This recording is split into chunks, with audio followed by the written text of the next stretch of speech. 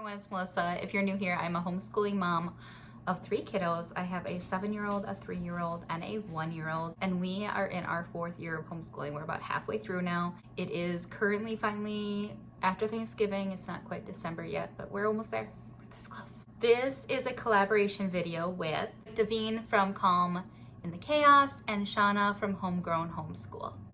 And if you've been around my channel before, you know I've done a few collaborations with them before, and this collaboration is going to be linked below. The playlist will be linked below, as will Davine's and Shauna's channels. And this collaboration is just avoiding homeschool mom burnout. Like, we've all been there. I've been there. If you were around in September, at the end of September, most of October, and saw any of my videos, you are well aware I have been there. It can't always be avoided, to be honest. It can't always. Sometimes things happen that just make life more difficult than normal, and that's just life. That's the way it is. And homeschool mom burnout, I mean, it can be hard. Like, you're with your kids 24/7. If you are like me, I mean, my parents live next door, but they are working and they are busy and they do not have time to take my kids for me 90% of the time. And my husband works full time. He works over an hour away from home on his daily job that he is there from anywhere from 10 to 14 hours a day. And then he works a second job that he is at 2 to 3 days a week, and he is there overnights at that job. So, I mean, it's on me. The kids and life is on me, and the kids and the house is my responsibility for the most part. That is the agreement in my marriage. It is, he makes money, he works, so he provides for us. He is here when it is important to me. He takes the kids when it's important for me to record. He takes the kids if they need to go somewhere and I can't make it there. Like, he can take time off when he needs to, but for the most part, it is my job to take care of the house, and it is my job to take care of our children. And we have come to the agreement that we were going to homeschool it, not only for our kids' education. My daughter's a little ahead in a few subjects, and she struggles a little bit more in other subjects. So to more accommodate her learning, we chose to homeschool her. And that can add a lot of extra stress as well when you add in 3 small children, 7, 3, and 1, and add in homeschooling and add in only 1 income. I mean, it can be a lot. It can be a lot. And to avoid that, I work best with a schedule, but I also work best not holding myself to that schedule so much so that it causes me even more of stress. If my kids have completely lost it for the day and are just not having it, and it's nice enough out, they go outside to play for a while. Or the best things ever you can do for your child when you're just super stressed out is either let them go play outside, go play at the park, or put them in the tub. Water or outside. That is the golden key that I have found for my children. It is water or outside. If they can't go outside because it's too cold or too gross or too rainy or whatnot, they go in the tub.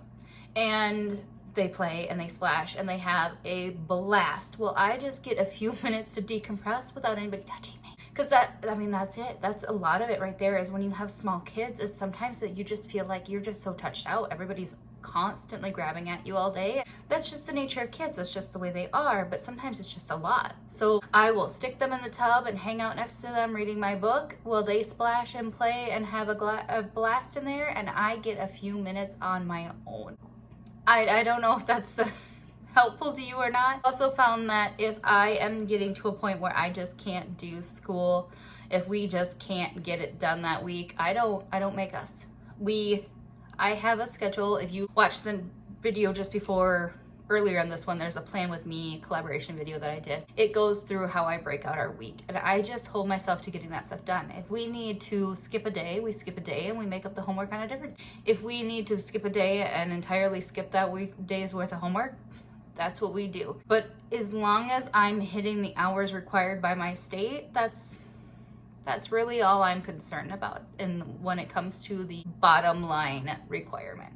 My husband and I have a nightly date night every night on Saturday after the kids go to sleep. We hang out, just the two of us, and watch a movie or play video games or play board games. A lot of the times we don't actually go out anywhere. A lot of the times our kids are still here, they're just asleep, and we just spend time reconnecting, just the two of us. Sometimes that changes to a Friday. It just kind of depends on his second job schedule and if he can do it on a Saturday or if it has to be done on a Friday or if there's a holiday or whatnot on Saturday. Sometimes it has to be changed. But we always try to hold that one day a week just for the two of us to reconnect. That helps with burnout a ton as well. No, sometimes it's just nice. Like if it's really, really bad, just take a week off of school. Just take a week.